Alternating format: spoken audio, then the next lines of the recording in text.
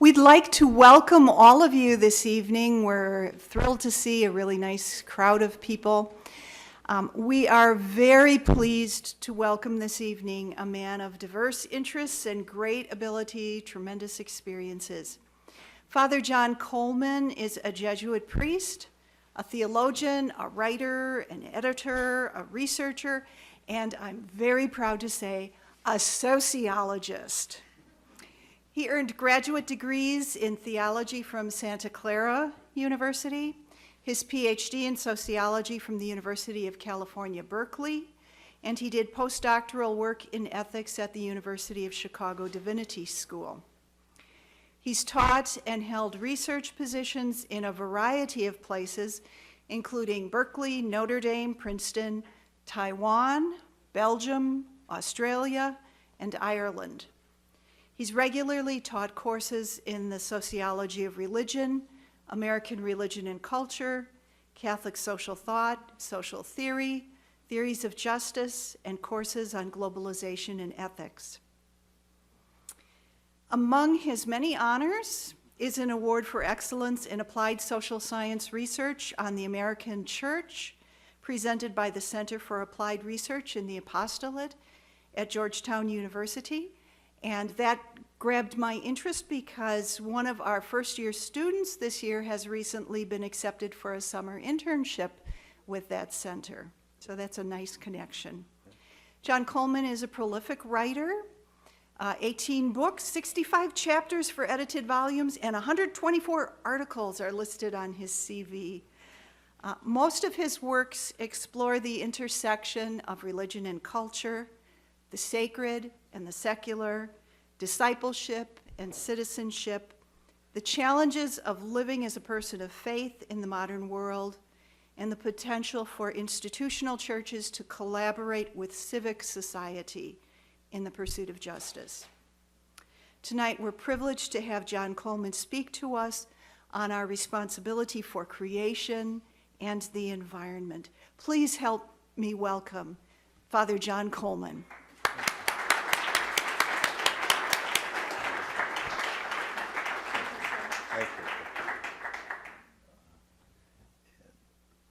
And I learned long ago, when you're thanking people for a crowd at a university, thank the teachers who assigned the students to come. This is quite a crowd. Okay, so the topic is creation care and eco-justice. And just before I move on, I want to point out that in the environmental community, there's something that's distinctive, not unique, but distinctive of religious environmentalists as opposed to secular environmentalists. Now, some secular environmentalists may also have this, so it's distinctive of the religious, but not found always among the secular. And that is, whenever there's talk about environment and issues of creation care or environment, it's always connected with the eco-justice, that is, who will suffer. But with secular people, that isn't always the case. I mean, Tom Friedman has written interestingly about green jobs and helpfully, but you wouldn't ever know that the people who will suffer most from environmental degradation are the people who can least afford that to happen. They're already those who are poor. So I think that's an interesting thing about, to get a sacramental imagination, I went to a meeting the Interfaith Fellowship, partnership rather, on the environment in New York several years ago, and the same year, 2009, and I had written something in Origins called Globalization and Sustainability, so about sustainability. But what I was taken by that meeting was actually some more evangelical voices that said we shouldn't only be talking about environment, we're talking about that too, but we should lift up that religious theme of creation care. There's more to it. There's a sacramental imagination. And I got that clarity at that board meeting, listening to that, and that made sense for me, not to say, you know, the environment and eco-justice, but creation care. Okay. First, let's talk about the Pope's, what the Pope has said on the environment. He's sometimes been called the Green Pope, excuse me, because he's talked really more about the environment than any other pope. On 2 occasions on the World Day of Peace, which is January 1st, and the Pope usually talks about some issue of peace or justice or whatever. In 2008 and 2010, he raised up the question of the environment. Moreover, up to this Pope, you had Paul VI and John Paul II, you had them say nice things about the environment, but when they wrote their social encyclical, which was on economics, politics, economic development, world peace, the environment wasn't there. It was an externality. Pope Benedict, in his important social encyclical, Caritas in Veritate, puts it central in Catholic social teaching, because after all, it is related to eco-justice. And the themes you hear are the themes of stewardship. That means that we have been given the goods of creation by God to care for them. The care of creation, just distribution, care for the poor, and international solidarity. As I say, the Church has taught on this topic in many places, so it's not like Benedict was the first to teach on it. Paul VI at the time, 1971 may not mean anything to you, but that was the Stockholm conference, which later went up to become Kyoto, and so it was the first conference of the UN on issues of environment and ecology. And John Paul II, certainly on several occasions, did World Day of Peace statements, important ones and moving ones, on the environment. And his joint statements with the Green Patriarch. Bartholomew is the patriarch of the Orthodox Church who lives in Constantinople, he would call it. When I visited it, I loved it that it was Istanbul. Okay, but he's quite a figure because he doesn't make so much statements, or if they do, they're short. But he has led groups on a number of occasions exploring the Danube, the Amazon, several years ago here, the Mississippi, and looking at what has happened environmentally. So it's kind of like, well, I'm not just going to give a statement. Let's look and see. The American bishops, too, wrote a document called Renewing the Earth. If you're interested in trying to see what some of these Catholic documents are, from papal to bishops, and bishops from other countries, Australia, the Philippines, there is a web page, Faithful Stewards of God's Creation, a Catholic resource for environmental justice and climate change. Now, why is the Church speaking out more than it had earlier and advocating on this issue? Well, one of the issues, global warming, could be potentially the greatest worldwide threat to justice, peace, and security. So in the 2010 document, notice the Pope's statement on the World Day of Peace. And what did he say? If you want peace, work for the environment. Because as you know, there's if you get, with rising sea level, if you get 80 million Bangladeshi refugees, ooh, that's not going to be friendly. And some people think that some of the wars in Darfur and elsewhere have been about water as much as anything else. Secondly, it is related then to peace and justice, and we'll talk about that. It raises the long-standing issues. This is a long-standing, after all, the gospel parables are about stewardship. The king goes away and the tenants are given the talents and they're to care for it. And care for creation. As Benedict says, if you want peace, protect creation. Now I'm going to talk about some resources. By the way, if anybody's interested in this, I could probably send a copy of this, of this PowerPoint and give it to Dan Finn, and then somebody could get that.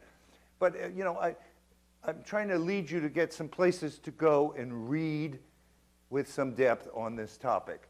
The first man's name, James Speth, who worked with President Carter. You may remember that back in the 70s, Carter was prescient in raising this issue. And he is now the head of environmental studies at Yale University. He has written 2 books, Red Sky in the Morning, and focusing on what will happen in America. And then what's interesting is 3 years later, he wrote a second book which it's almost like it's more dire in its warnings. It's almost like nobody listened to me. However, it helps sometimes to look at what the impact is here and now, not just what's happening in the Amazon or whatever. I was invited to a conference in December by Governor Brown of California, the governor's conference on environmental issues in California. And there were some interesting people there, like the head of the International Panel on Climate Change.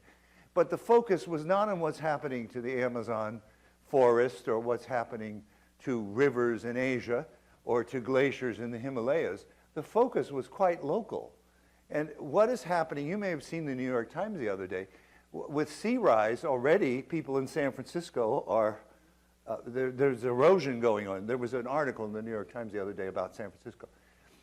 The sea rise also threatens the fresh water in the delta, which feeds into the agricultural area. So there will be justice and other kinds of implications.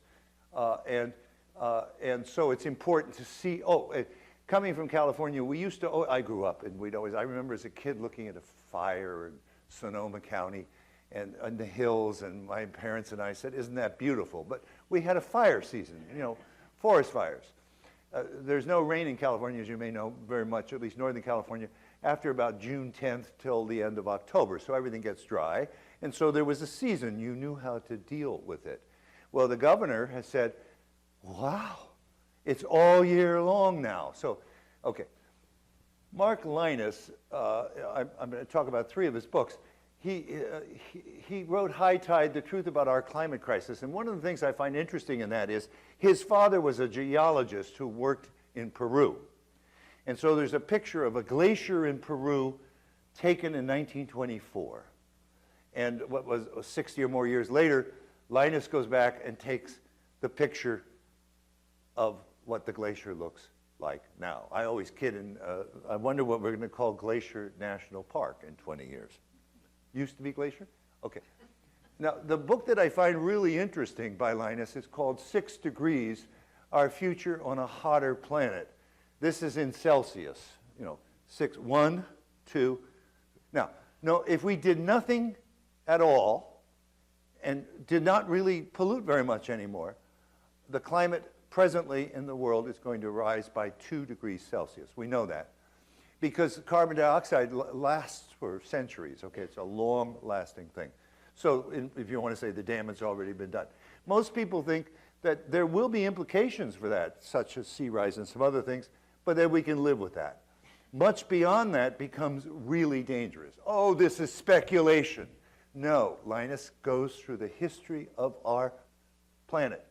What happened when it was 3 degrees? And 4 degrees, and interesting, there were crocodiles in the Arctic, isn't that interesting? At 6 degrees, 95% of all living beings were destroyed. So it's worth not just speculating about the future, but we do have a geological history of his recent book, which I wrote a blog on recently. I like it a lot. That might be more controversial, The God Species Saving the Planet in the Age of Humans. He's more likely than some others now to say it's so dire we should consider nuclear energy. Okay. He's also willing to at least imagine what I find a little far-fetched, but some of these geothermal engineering projects where you put things up in the sky to reflect the sun's rays back to, try to do a technological fix. Tim Flannery, I really love. He's an Australian. And what's interesting is he had been a skeptic. He's very well known in Australia and elsewhere. The weather makers, and then, of course, the International Panel of Climate Change, which every 5 years does an assessment and makes some predictions. And if you follow it, the changes have been going on faster than the earlier predictions did. And then for the British government, Sir Nicholas Stern did a report on climate change, and he said, we can deal with it if we deal with it now.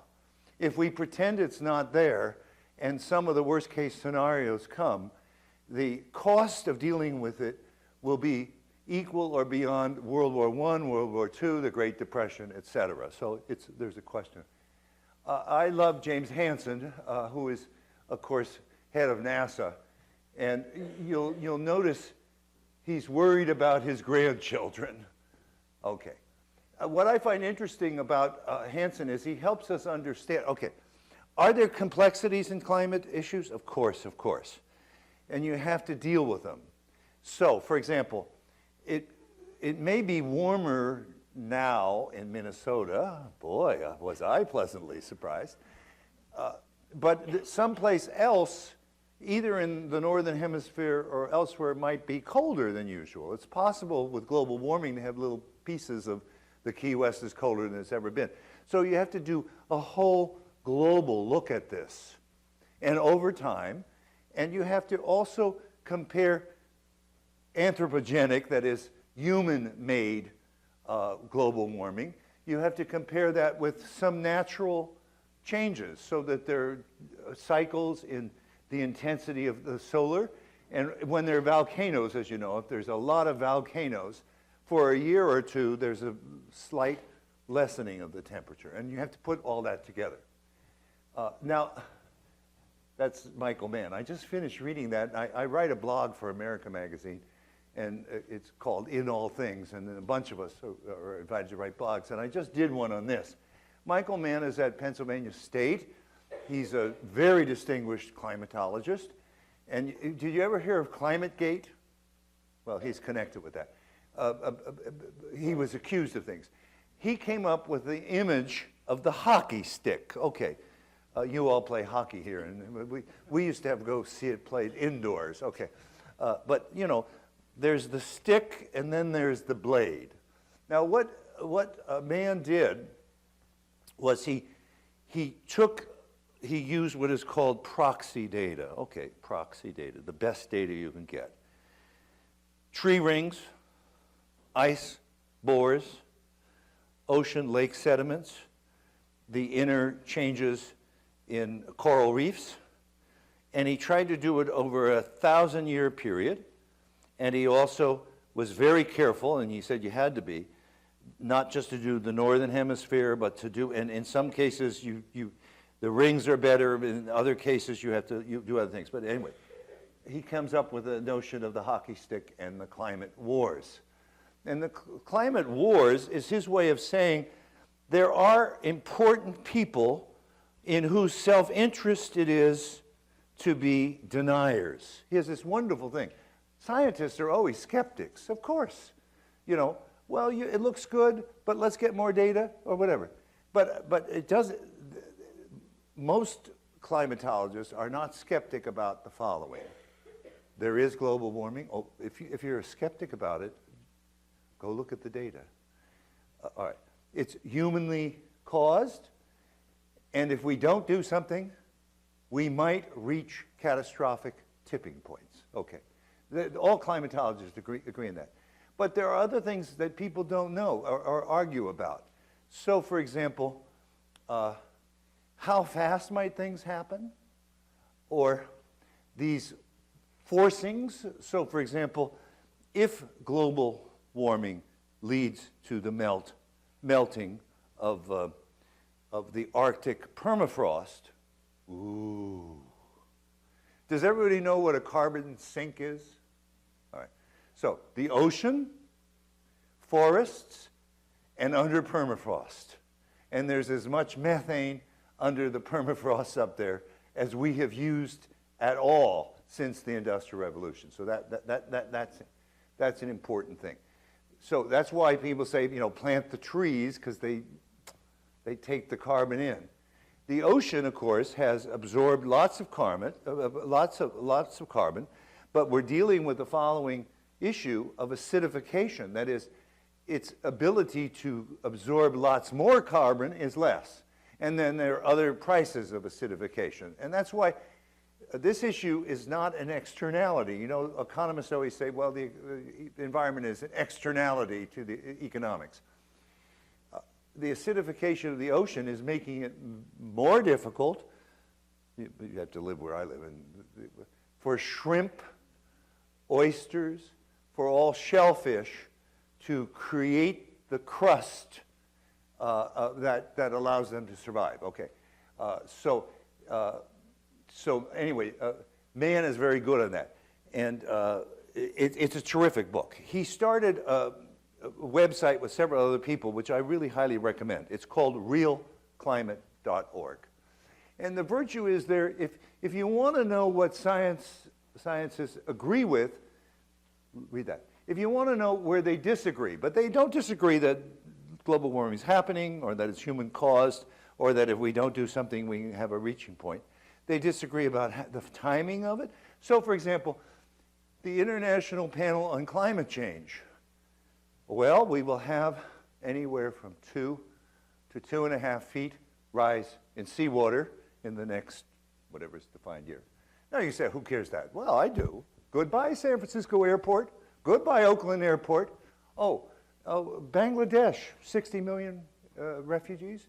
You know the movie that's coming out, The Island President, about the president of the Maldives. Goodbye, the Maldives.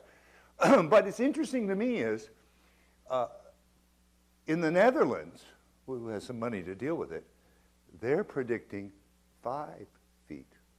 And there's a planning commission for San Francisco that's trying to, what do we save and what do we, that's predicting 4 feet. So there's some differences on that, but nobody is saying, okay. Now, but there are the merchants of doubt. That is, their systematic attempts to sow doubts about global warming and the science of climatology. And you'll see some of that there. Now, fossil fuel people have reason to do this because they're being asked to do a change which won't be easy and quick. But anybody who's a kind of a severe libertarian who might not care about fossil fuel probably doesn't want to know about this either, because somewhere along the line, the address of it is going to cause some kind of regulation by either a government or intergovernmental agencies. And many fossil fuel companies have poured lots of money, and particularly 2 names, Scaife Foundation and the Koch brothers, K-O-C-K, have poured lots of money into institutes who pay people systematically to send stories out and whatever as denying. And as Mann says, skepticism, yes. Denial, no. Okay. And so there are these merchants of doubts. And that it makes it hard. Mann says, scientists, however honest they want to be, they don't have the money, they don't have the resources. To go back for a moment to realclimate.org, as you know, many of you who may have seen that movie about the cooling of the earth several years ago, but there's a center in East Anglia, the University of East Anglia. There's a center for, for climate research, a very important one. And somebody, we don't know yet who, hacked the emails. And then they sent all over the world into all the mail, edited and somewhat dubiously edited forms of them. So, for example, Michael Mann is quoted as the Mann trick. He's a trickster. Well, in his use, if you read the whole email, is, a trick, that's a good trick. That's a clever hermeneutic device to bring together a whole set of layers of proxy data about climate changing. So it's not tricking. Okay. Hide the decline. Okay. If you, again, it says, these guys are trying to hide the decline of that actually the weather's getting cooler.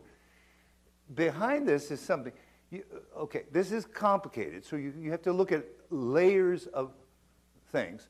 But if you look at tree rings, at high elevations, sometimes other forms of pollution are distorting the temperature.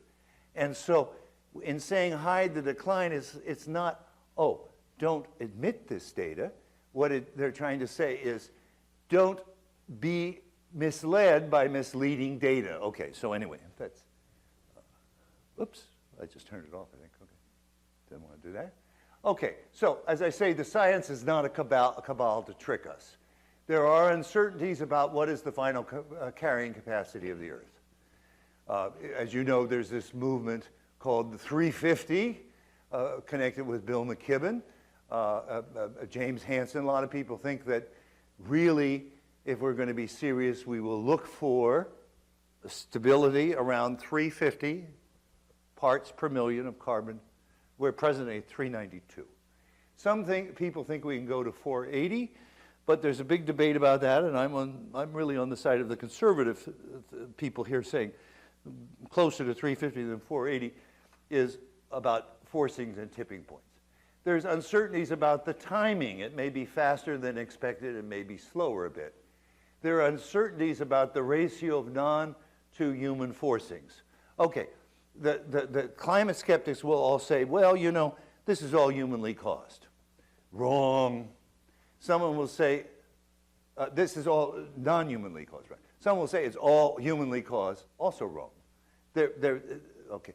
But the point is, if you only look at non-human sources, natural sources of climate variation, including solar intensity and its shifts, as well as volcanoes, actually we should be now in a period of global cooling.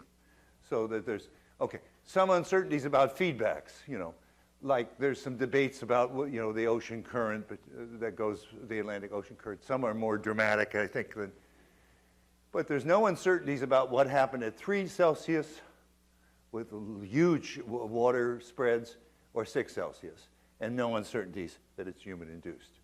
So carbon concentrations are higher than in 42,000 years. More fossil fuel is consumed in the last 100 years than ever before. Levels of greenhouse gas are at dangerous levels. Now, I like, you know, Catholics like to talk about the common good. But sometimes I think we ought to stop and agree on some common bads and say, you know, this is so bad, we can't let this happen, and then together let's work for something. Okay. The issues affect the whole planet. And I assure you, while some little areas may in certain ways have certain benefits, perhaps even Minnesota and Canada and Russia, because of the global warming, longer wheat growing periods and so forth, overall, the poor will suffer more. And all have some responsibility for this. Because, you know, although it's true that the rich nations have benefited most from carbon emission, and they have the most resources to do something about it, it isn't the case that poor nations, by their behavior, even if we can understand it, have done nothing. Have you ever seen the pictures of Haiti and the Dominican Republic? It's dramatic. Haiti cut down all its forest trees. The Dominican Republic kept planting them. Haiti, therefore, has soil erosion. There's all sorts of implications.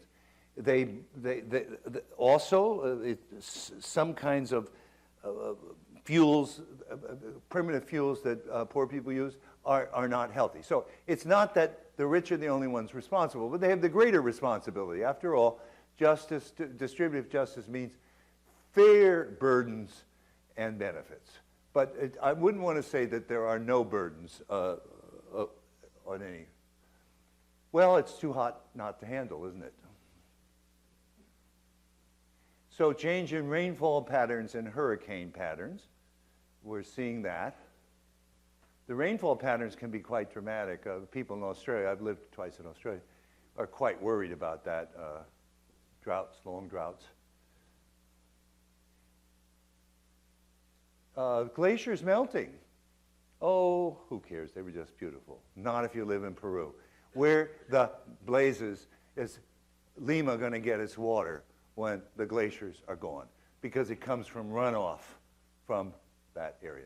So the issue of water supplies, that actually in our California meeting that the governor called, this was a big issue. You know, we have this many people, we have this kind of water, and it's sometimes being misused. And like, for example, in California, we've seen over the last decade or so, sure, there's still snow, but there's less snow. There's more precipitation and less snow. Oh, who cares? In the climate that California has, when there's not a drop of rain from June 1st to the end of August, you reckon on the melting of the snowpack, which takes place around June, to save you and get you through it. So that's an important issue. Oh, the polar bears. Well, you know, again, this isn't only, there's an interesting story I read.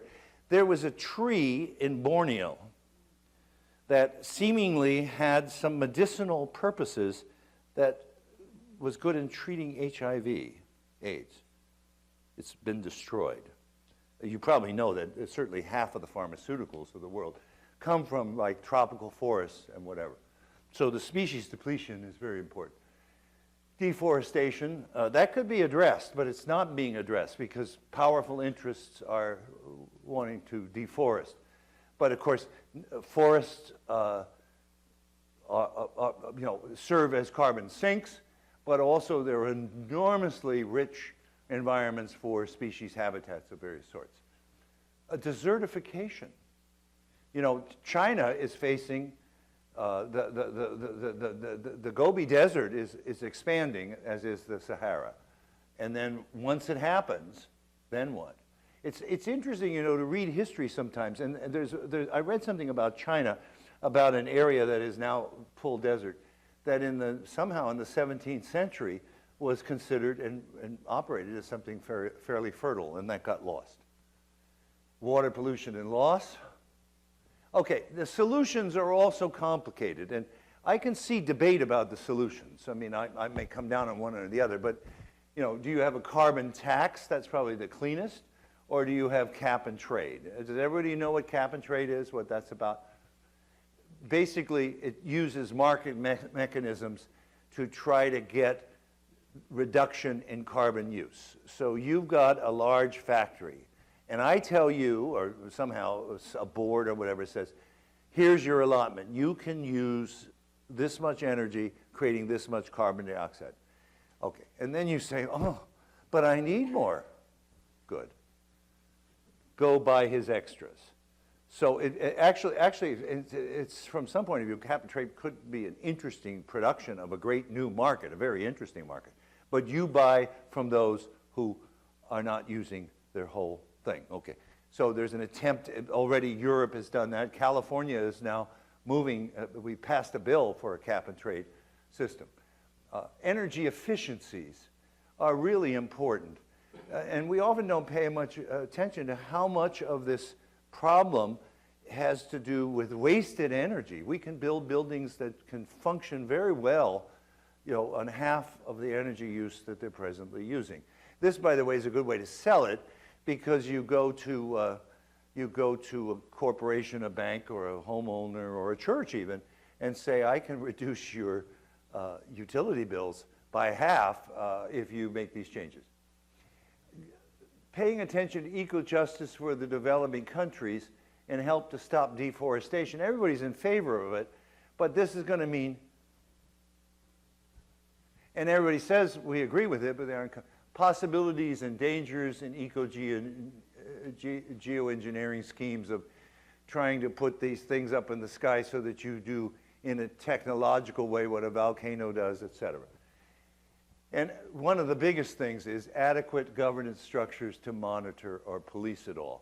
That's actually the tipping point about cap and trade. You know, it's, if you say, well, look, here's what I'm going to do. I'm going to use more energy, and I'm going to do an offset by planting or doing something in a third world country. Well, that's nice. But who's going to monitor and see that that really is happening? Okay. So there can be lots of debates there and skepticism about various things, but not that it is happening, that it is human caused, and that it could be quite dangerous. Okay, I want to, as a Catholic, talk about ethical responses from Catholic social teaching about the environment. Why not? If it was good enough for Moses, it's good enough for me. Someone asked me, where'd you get these? I said, I made them up. Okay, all right. So 10 Commandments, but I made them up from stuff that's in the tradition. First commandment, all human beings have a right to an environment adequate to their health and well-being. All human beings, not just Americans, not just Australians, but people in the Cameroons and Chad. Minimal quality of life issue. And this is really connected in Catholic social thought, where you connect human dignity with rights to adequate facility to achieve. The second commandment, the environment is a common concern of humanity and primordially a kind of commons. Now that's part of Catholic social teaching, as you know. It comes from Revelation. And it says the following: where does this wondrous creation come from? God gave it to us all as a gift. It's a commons. What? You're a socialist. You like Obama. You're a socialist. You don't believe in private property? No, Catholics believe in private property. But it's secondary to the fact that this is commons. And it's secondary, and for a good reason. Well, if we do have private property of sorts, even though we admit that it really belonged to everybody at first, you'll take care of it better. You know, if it belongs to everybody, well, you live in dorms, you know that. You know, who's going to do it? And you might invest in it, so it'll be better. So there's a real reason for private property. But as the Pope say, there's a social mortgage on it. There's a social mortgage on it. And this is the social mortgage. That is the common concern for all humanity in a kind of commons. Third commandment, all humans have common but differentiated responsibilities to sustain the environment. Now, I don't think it's right to say, I mean, it is right to say that America, Canada, Great Britain caused more damage than anybody else, and therefore they should do it. And nobody else has any responsibilities at all. I think that's wrong. We all have common responsibilities because this is a commons. But they're differentiated. That is, those who were most responsible, okay, justice, benefits and burdens should be equal to what they're responsible for. So they will have, some will have greater burdens, but all will have responsibilities. Humans have a duty not to cause environmental harm. That's what stewardship means, I think. We've seen it. In fact, somebody was talking about a novelist I was reading. Was it Joyce Carol Oates, who loves to take you to places like that and reminds you that, you know, it's pretty easy to go driving around and find places like that. Okay. Not in this campus. Okay. Fifth commandment, the environment must be seen as an integral part of all schemes of economic development. So it's not an externality. So if you want economic development, also work for the environment. Now, you probably know that half or more jobs in the world are connected with fishing, forestry, and farming. Ecological degradation you won't have. Sixth commandment, every people has a right to true economic development. So you can't say, well, India and China, you can't do anything because we did it 200 years ago. No, they have a right to true economic development. So that you have to pay attention to that. You notice I'm trying to put together, which I think is, as I said at the beginning, is a distinct, but not unique, but distinct, but you always expect it from Catholics. You may find it in secularists, but you may not. That putting together of the environment and eco-justice. Okay. The polluter pays for the pollution. The precautionary principle. When threats to human life or good are truly great, we can rely on prudential certainty. I mean, actually, if you wait for absolute certainty, it may be too late. And that's part of the Stern report. I mean, that it'll cost you so much more. Oh, by the way, you know two people? I find this very interesting. Always remember this. Always remember this. You know two groups that are not the least bit skeptical about global warming, too? The military. Our military. Ha, ha, ha, ha. Because they know what the ramifications will be of widespread environmental refugees. The other, insurance companies, because they know what they're going to have to pay.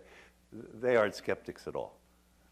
And the ninth commandment, environmental ethics, will stress deliberative democracy. That is, no one country, no, not just the powerful or the rich, have a right to impose their version, but everyone has to have some kind of voice. And an environmental ethic will show a care for future generations. Now, I'm an old man, and when I'll get through what the worst of this is, but I think about my nieces and grandnieces and wonder, gee, whew, what are they going to do? All right. Now, how should the church respond? From Benedict's. There is a growing crisis which it would be irresponsible not to take seriously. Ooh, tell that to some people. By the way, there was a memo in 2002 by Frank Lutz. Frank Lutz is a very clever Republican consultant. He's very clever. And he said, you know, this stuff is real and it's against our agenda. So what we should be doing is sowing doubt, raising the uncertainty about it. And the Pope isn't sowing any doubt. It's to be taken seriously. Can we remain indifferent before the problems associated with such theories, the skeptic says? No. Such realities as climate change, desertification, the deterioration, loss of productivity in vast agricultural areas, the pollution of rivers and aquifers. Can we remain indifferent to the loss of biodiversity, the increase of natural catastrophes, and the deforestation of equatorial and tropical regions? Can we disregard the growing phenomenon of environmental refugees? I'm on Friday in San Francisco. That book, that documentary, Island President, is opening. I want to go see that. About the president of the Maldives who's trying to keep the Maldives from sinking. All these are issues with a profound impact on the exercise of human rights, such as the right to life, food, health, and development. So once again, environment is being brought into the very heart and dialogue with Catholic social teaching's main concerns. One of my heroes is Wendell Berry, who's a kind of a poet, author, and a farmer, and a Christian. And I was Christianity and the Survival of Creation. If we read the Bible, we will discover that we humans do not own the world or any part of it. It belongs to God. We discover that God made not only the parts of creation that we humans understand and approve of, but all of it. Ooh, I hate crocodiles. Living in Australia, I saw a lot of them. Well, whether I approve it or not isn't important. God made it. Belief in Christ is made dependent upon prior belief in the inherent goodness, the lovability of the world. God so loved the world that he sent his only Son. So going on, we will discover that creation is nothing less than the manifestation of God's hidden being. And this is why it's important. You know, we all say that humans are made in the image and likeness of God. And I look at you and you and you, and I say, oh, I see the image of God. Yes, but you aren't the only image. All of creation is made in the image and likeness of God. It's important not to overstate the anthropocentric thing. And he goes on, we will discover that for these reasons, our destruction of nature is not just bad stewardship or stupid economics or a betrayal of family responsibility for our grandchildren. It's the most horrid blasphemy. It's flinging God's gifts into his face as of no worth beyond that assigned to them by our destruction of them. Despising nature and her gifts is a violence against God. I love that quote. Now, you know, there are many secular groups want the churches to respond. The World Wildlife Fund once said that getting the churches involved was more important than driving less or other solutions. And why? Because if we're going to address this, we're going to need to have some resources. And it won't come just from arguments, because after all, the global deniers are, give them a new argument, they'll find a way not to believe it. It's going to have to come from spirituality, from people who work for sustainability against odds, from motivation, and an ability to foster altruism and self-sacrifice. And that's, of course, what you... So, the church's teaching must be moral, but also imaginative. There's a great book, some people were reading it in one of the classes here. I love it. It's called Green Sisters by Sarah Taylor. And it's a study of 50 different groups of American Catholic sisters who had, you know, mother houses and whatever that they turned into organic gardens, where they have practices. You all know the Stations of the Cross. They have the Stations of the Earth that are deeply rooted in our sacramental imagination, the sacredness of matter in the sacraments. Here's just some church responses. In mentioning Mary Evelyn Tucker, she started the Forum on Religion and Ecology. And actually, I think my own, conversion on this issue comes from her. There's a book called The Green Bible. Some advocacy groups, there's a group called the Catholic Coalition on Climate Change, which works not only with parishes and dioceses, but also with Catholic hospitals. There's the National Religious Partnership for the Environment. You can go online and you'll get all sorts of information that will be both what's happening or interesting articles or whatever, and from the Forum on Religion and Ecology. The U.S. Conference of Bishops and state conferences have done work on this. And then there are other religious resources. I'm on the board of a group called the Interfaith Power and Light, California Interfaith Power and Light, which tries to get local congregations to educate on this, to lobby on this, to preach in once a year on this issue. When's the last time you heard a sermon from a pulpit? And Protestants aren't any better than we are Jews.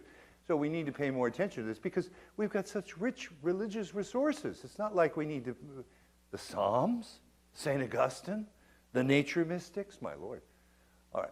So spirituality is a key component because it's not just a technological fix, but a change of hearts and minds and behaviors. That's the stuff of spirituality. And this book on Green Sisters really shows how people's lives are changed by, the old word is practices. You know, you get up and you do this. I don't even know what it means. I'm not really into it. Keep doing it. It'll get into your heart. You have dinner with your family. What's that all about? It's a practice that says something. Okay. So that's the big thing that religious has as resources. They don't have the resources of governments or large corporations, but they have other kinds of resources to give us the kind of background number of people who will be worship resources.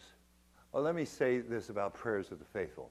There's a sociological study that was done about church goers and non-church goers in England. And it showed that churchgoers were more likely to be, at least say they were interested in the problems of the poor, to have a more international sense, etc. And the argument that the person made was, it wasn't so much from sermons, it wasn't so much from, it was that every week they heard, for those who are suffering in Syria, we pray to the Lord. For those who are working for just water distribution in the world, we pray to the Lord. Now, it can't only be that, because then that seems like you're one-sided. But the fact that it's regularly there, and we do that for peace and for other justice issues, but we haven't done it as well with ecological issues. That is, that should be a regularly recurring thing so that over a long period you'll hear that. Bulletin inserts, homilies. Now there's a website, Faithful Stewards of God's Creation, which has an excellent set of possibilities for seasons, feasts. Rogation days, that used to be, in nature's tilling of the fields and harvesting and whatever. There were all sorts of Catholic things connected to that. Who better than St. Francis and the Canticle of the Sun? Mother, sister, brother, you name the elements as that. Preach-ins, actually, the California Interfaith Power and Light tries to get us all one Sunday at least a year to do a preach-in on this topic. And by the way, the topic doesn't have to be, oh, go write your congressman or whatever. No, no, no, no. Go to the Psalms. Go to St. Francis. Help people. Go to the wilderness. Have them experience it. Or, well, then I want to give some local actions, which, and these are, by the way, real. They're from the Diocese of Stockton in California, and they got a grant and how to bring this stuff to parishes. So in one parish, there was a big move to use bags instead of plastic and to, go to supermarkets and make a big point about that. Another group was engaged in wetlands restoration. Another did toxic dump tours. Seeing is believing. Now, in this somewhat, there are cities, of course, in the Stockton Diocese, but it's really agricultural, rich agricultural, the San Joaquin Valley. But some parishes committed themselves to a non-car Sunday. Real sacrifice. However, the story can't just be about sacrifice. If it's about sacrifice versus the economy, guess who wins? Okay. So we need to make some sacrifices in some places in order to improve the economy. Green jobs, terrific, et cetera. Okay. It can't just be about doom and gloom. It also has to be about possibility. And because the world is charged with the grandeur of God. Excuse me in quoting my favorite Jesuit poet, Gerald Manley Hopkins, and God saw it was very good. So this thing of creation, care, and equal justice, I think, is important. I think I'm going to stop there and take maybe some questions if anyone has it. Questions? Oh, yeah. I just have a question about one of your 10 commandments. Yep. Number 6, that everyone has the right to economic development. Yeah.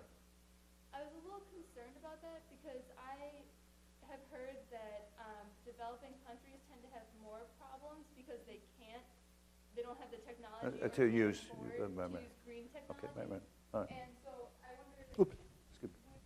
Good question. preclude other countries from trying to help No, kind no. of push. Thank you. That's a very good question.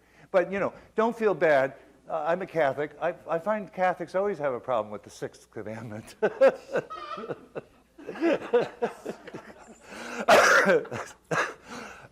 No. But thank you very much, because that's a very helpful thing.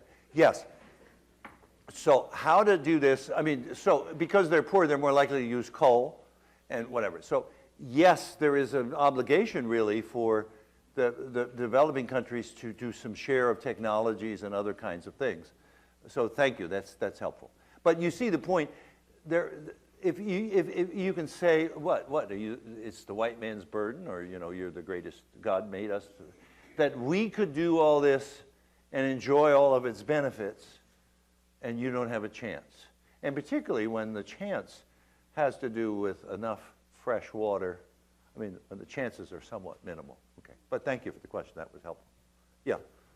A political question. Rick Santorum is certainly a climate change denier. Yeah, right, denier. And he holds himself out as a devout Catholic. You're right. Why has the Catholic Church been silent? On that particular issue to him, yeah. Or torture. I mean, earlier, torture. He was, you know, I wrote an op-ed for our Catholic paper saying, you know, I'm against all intrinsic evils, so I'm against abortion, but I'm against torture. And there were two Catholics in a Republican debate who said they were in favor of it. Hey, let's hear from him. I don't know the answer. Well, you have to be careful of attacking any political figure by name. What you need to do is say, you know, no, not Santorum's a jerk, but to counteract the message by saying, you know, gee, the Pope, he doesn't speak of theories.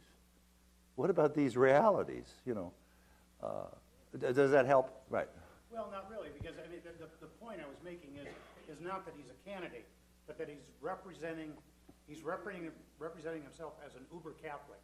You know, that Yeah. he is such a devout Catholic, and that's what irritates me. Isn't it wonderful that he's losing all the majority of the Catholic votes to another candidate? He's winning the evangelicals. I mean, yeah. Now, why he does that, I don't know. It's his right. I mean, I'm not. I think he's sincere, actually. I don't want him to be our president, but I think he's a sincere man. I don't agree with him on a lot of issues, but I do think he's sincere. But I don't know whether that's answering your question. Yeah. Other questions? Is that it? Yeah. You know, you've got wonderful suggestions that the priests, et cetera, parishes could follow through on to raise awareness, but I just don't see it. Perhaps you're seeing much more of it in California, but we are not seeing that. That example is not, in most cases, I think, coming through in Minnesota, especially from our Archbishop in St. Paul, from our local bishop as well.